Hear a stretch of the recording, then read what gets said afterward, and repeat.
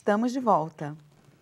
Chaves, continuando a falar sobre escândalos, existem situações que os pais, ou a mãe sozinha, ou o pai sozinho, encaminha os filhos, quando da infância, para cursos de evangelização, para estudo da doutrina espírita ou da sua religião, né? Vamos generalizar aqui agora. E quando chega na adolescência, quando chega na juventude, na fase mais adulta, eles parecem que esqueceram de tudo e cometem erros graves, escândalos mesmo, considerados perante a sociedade, perante a família, perante a si mesmos. E como que podemos explicar isso dentro do estudo da moralidade, da religiosidade e até mesmo dentro da doutrina espírita? Esse desencaminhamento de uma situação que foi plantada na infância, que deveria estar ali crescendo os frutos, frutificando mesmo, e a pessoa, aquele espírito, aquele filho, vai para um caminho completamente errado. É o momento atual da adolescência, que vai mais ou menos até os 18 anos, 19, em alguns vai até mais para frente, mas o adolescente, ele é rebelde, ele tem uma tendência de contra tudo que ele está vendo, que ele está aprendendo, né? E então é normal, isso é um fenômeno temporário, porque depois que ele passa essa fase da adolescência e princípio da juventude, ele mais amadurecido, ele passa a ver a realidade, não aquilo que ele pensava imaturamente.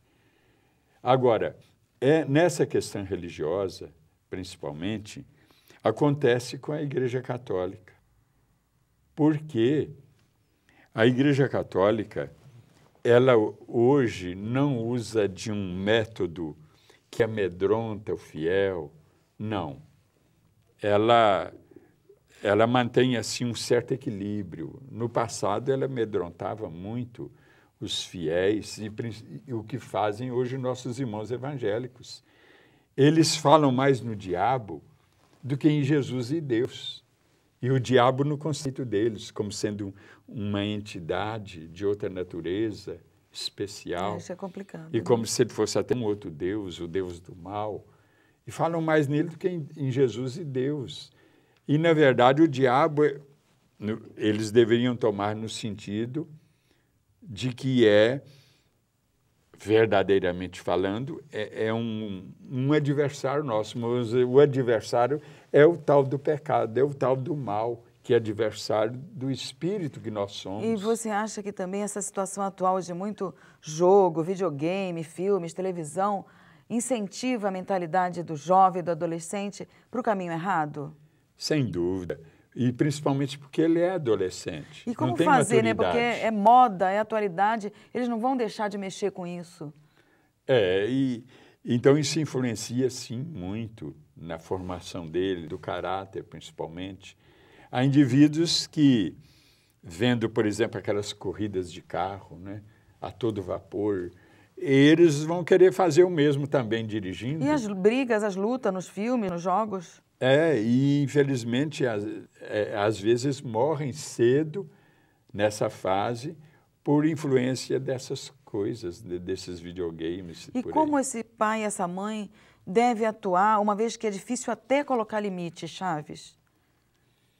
Pois tem que haver muita prudência, com jeito, sem ameaças, sem bater, porque o jovem já é rebelde, como eu disse, por natureza. E se ele tiver uma ofensa, ele vai reagir mais ainda, vai ficar mais rebelde. E ninguém consegue controlar. Hoje, os filhos é que estão mandando nos pais e não o contrário. E os pais, eles pensam, isso é do mundo de hoje. Eu acho que compensa, eu acho que o pai e a mãe às vezes quer compensar a ausência até de contato, de vivenciar ali o dia a dia com o filho por conta de trabalho, por conta de excessos, né, de outras coisas, até pelo interesse material de cada vez querer mais dinheiro, abandona, deixa o filho ser criado às vezes sozinho ou com uma secretária do lar, ou às vezes, né, completamente também num vizinho, numa escola, etc. E às vezes quer compensar dando o dinheiro e não amor, dando, né, presentes, dando coisas que não ensinam o valor moral.